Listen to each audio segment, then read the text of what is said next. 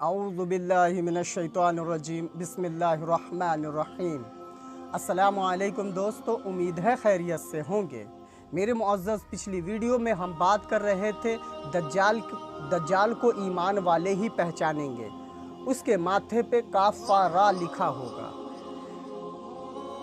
जिसके अंदर ज़र्रा बराबर भी ईमान होगा वो दज्जाल का साथ नहीं देगा। दज्जाल जिस वक्त खुरूज होगा उसके 3 साल पहले कहत आएगी, 1/3 बारिश नहीं होगी और ना ही 1/3 दाना होगा ज़मीन से। दूसरे साल 2/3 बारिश नहीं होगी और 2/3 दाना भी नहीं निकलेगा। तीसरे साल ना 1 बूंद बारिश होगी और ना ही 1 दाना ज़मीन से निकलेगा। जब वो खुरूज होगा तो कहत ही कहत होगा, सूखा ही सूखा होगा।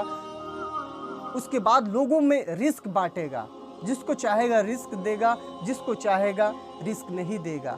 जिधर चाहेगा बारिशें करवाएगा, जिधर चाहेगा सूखा रखेगा।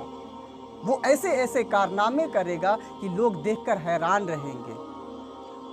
यहाँ तक कि वो मरे हुए लोगों को लाकर खड़ा कर देगा। लोगों को कहेगा कि तुम्हें क्या चाहिए। हर प्रॉब्लम चुटकियों में सॉल्व करेगा। आज तो हमारे मुआशरे में कोई पीर, कोई मौलवी अगर कोई अच्छा काम कर देता है तो उसे लोग खुदा मानने लगते हैं, उसके आगे सजदा करने लगते हैं। वो तो इतने बड़े बड़े कारनामे करेगा कि ना ही आज तक किसी ने ना ही किया होगा दुनिया में। एक शख्स होगा जो उसे नहीं मानेगा, वो उसे क्या करेगा, बीच से चीर देगा। कहेगा, फिर वो जिंदा कर देगा, कहेगा कि देखो मैंने तुम्हें जिंदा कर दिया, तुम मुझे खुदा मानो। वो रबूबियत का दावा करेगा तो वो शख्स कहेगा कि नहीं नहीं, मेरा खुदा एक आंख वाला नहीं हो सकता, क्योंकि नबी सल्लल्लाहु अलैहि वसल्लम ने फरमाया कि तुम्हारा रब एक आंख वाला नहीं हो सकता। और फिर जब उस शख्स को वो मारना चाहेगा तो नहीं मार सकता। मेरे दोस्तों, उसके साथ हीरे जवाहरात यानी दुनिया के खजाने उसके साथ मधुमक्खियाँ की तरह चलेंगी। जिस तरह मधुमक्खियाँ चलती हैं उस तरह उसके साथ खजाने चलेंगे। उसके हाथों में जन्नत और दोज़ख होंगे। एक को जन्नत बताएगा, एक को दोज़ख बताएगा। जिसको वो जन्नत बताएगा हालांकि वो झूठा, वो दोज़खी होगा, और जिसको वो दोज़ख बताएगा वो असल में जन्नत होगा।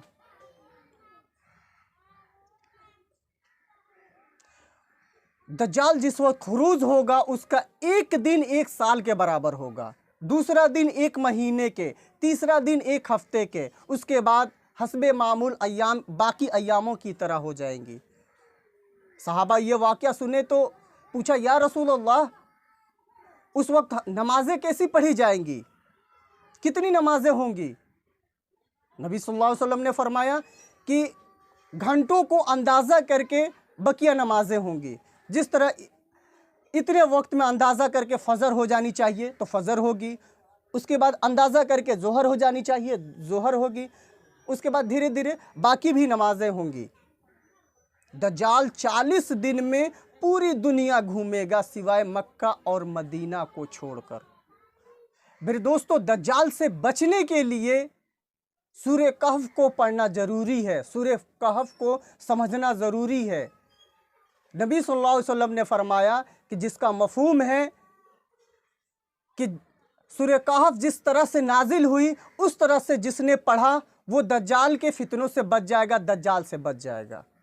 अब हम अंदाज़ा लगाएं कि सूरह कहफ हमें कैसी पढ़नी चाहिए। हम तो बचपन से ही हमें ये बताया गया कि कुरान की एक हुरूफ को पढ़ने से 10 नेकियां मिलेंगी। हम उस नेकियों के चक्कर में हमने कुरान को समझकर पढ़ा ही नहीं, उसका जो हक था हमने अदा किया ही नहीं।